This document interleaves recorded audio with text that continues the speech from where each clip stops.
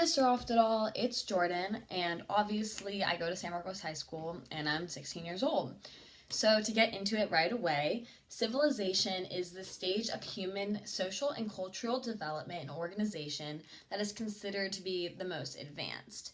Now, with this comes certain politics, social structures, um, economic structures, cultural trends, and environmental impacts, like our EPECs. And some of these trends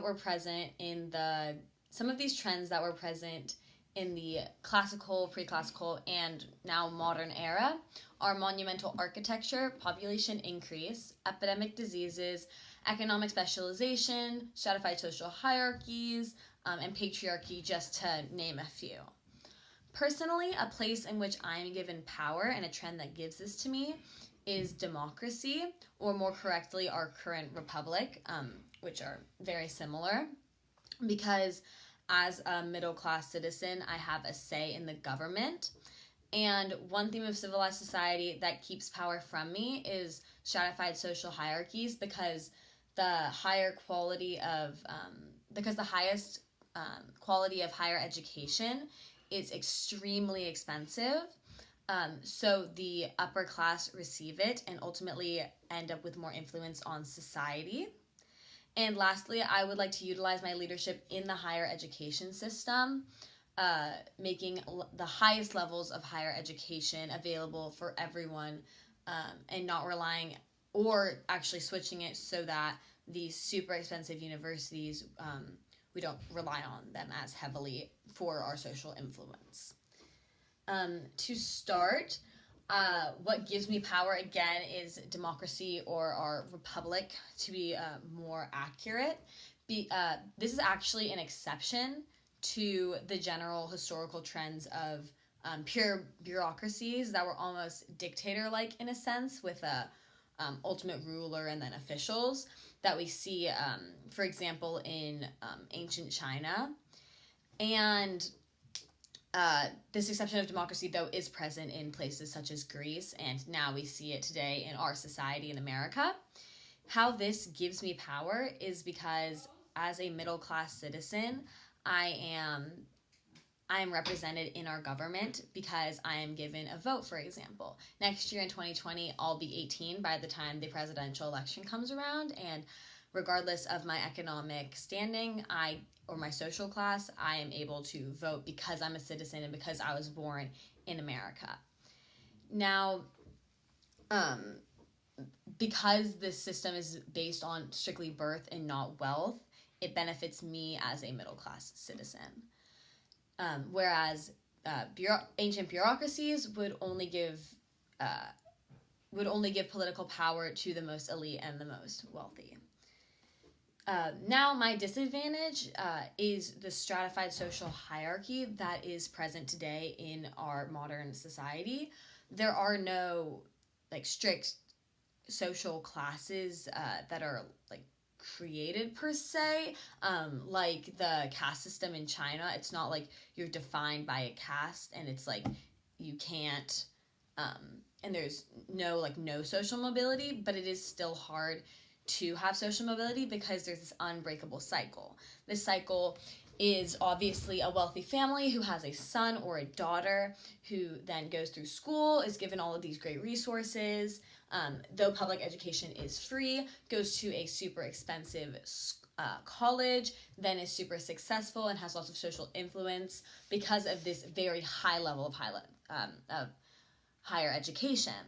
Now, yes, someone who goes to City College does have a free education, but someone who goes to City College and someone who goes to, let's say, an Ivy or a private institution such as Tulane, which is $70,000 a year, is given, those people who graduate from those schools are given more social influence in general, as a trend. There are obviously exceptions.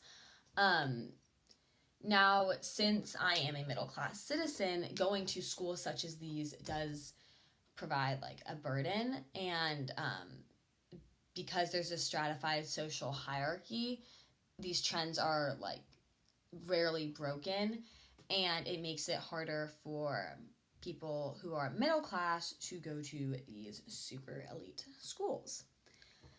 Now, lastly, I would like to use my leadership in this area of higher education and making it more feasible for middle and lower class students. While there is like student loans that does provide, that does give like a huge burden to the family or the student when once they graduate, as like families need to pay for other things. And there are scholarships, however, those are hard to come by, especially at these super, super, super high level schools, unless obviously you're going for sports, which is actually one exception to this trend. A lot of student athletes get into these schools on scholarships. But if we actually relied less heavily on these schools and these Ivy League and these super expensive private educations, and even like the UC system is still super, super expensive for a middle to lower class citizen. And it is a huge stress on a family, especially with more than one child. And so actually specializing these schools and having schools rely on less majors would almost eliminate our reliance on these super, super high priced, high prestige schools, because obviously they need lots of money to give the type of education and the level of education that they do. Now, let's say Brown covered 3 majors and Harvard covered 3, and each of the UCs covered different types of majors.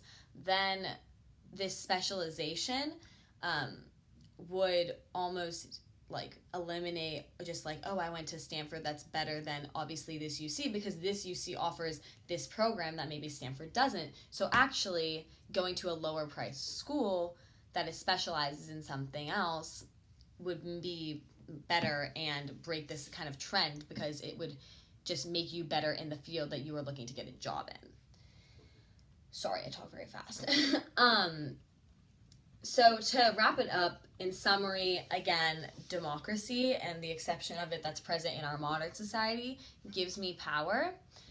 Something that provides a disadvantage to me is our stratified social hierarchical trends. And I would like to use my leadership to eliminate these cycles of the elite having the most social influence through higher education by what I just explained. So thank you so much for listening to my rambling, and I'll see you in class.